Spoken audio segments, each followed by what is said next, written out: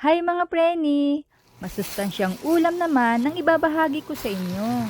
Hindi tayo gagamit ng karne dito, pero napakasarap at malasa ang ulam na ito. At isa pa, napakadali pa itong lutuin at ang mga sangkap ay affordable. Kaya naman halika na, umpisahan na natin. Meron tayong snow peas. Tanggalin lang natin ang matitigas sa gilid. Pwede din kayo gumamit ng green beans. Balatan naman ng isang piraso ng karot at hiwain ng pahaba. Isang red bell pepper, hiwain din ng pahaba. Isang sibuyas, ganitong hiwa ay okay na. Bawang, dikdikin para lumabas ang katas. 4 na bloke ng tokwa ang gagamitin ko. Hiwain ng pa-cubes. Meron ding toge at young corn para kompleto ang sustansya. Imamarinate ko muna sandali ang tokwa. Lagyan ng asin, paminta, at isang kutsara ng toyo. Haluin at lagyan ng 1/4 cup of cornstarch. Haluin lang ng bahagya at ipahinga lang ng 5 minuto. Magpainit ng mantika. Iprito na ang tokwa hanggang sa maging brown. At pag brown na, hanguin na ito sa kawali. At itabi muna. Iprito pa ang mga natitira.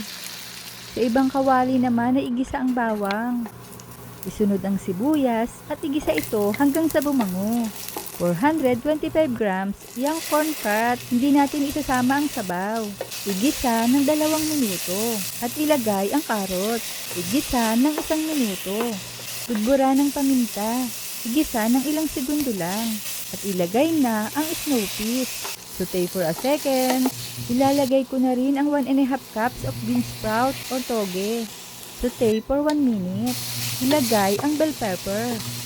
At isusunod ko na rin kaagad ang pitong tokwa. Haluin ng bahagya at budburan ng seasoning mix powder or kung ano ang nais mong pampalasa. Maglalagay din ako ng slurry o pampalapot. At ang pinakahuli, isang kutsara ng toyo para medyo dark ang kulay nito. Stir fry for 2 minutes. Low heat hanggang sa lumapot na ito. Kung mapapansin nyo, moist and shiny ang ating stir-fry vegetables. Ito ay dahil sa cornstarch na ilagay natin. Okay na to. Pwede nang ihain. Sobrang sarap nito mga preni.